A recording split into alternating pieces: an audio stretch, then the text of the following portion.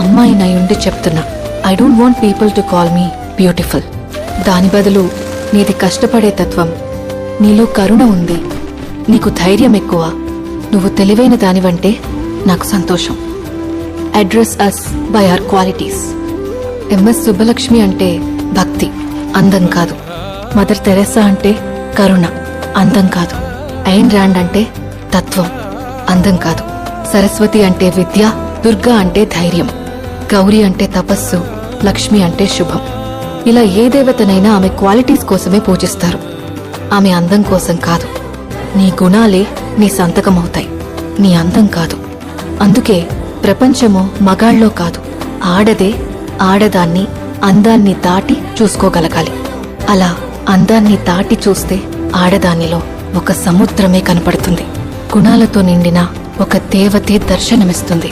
so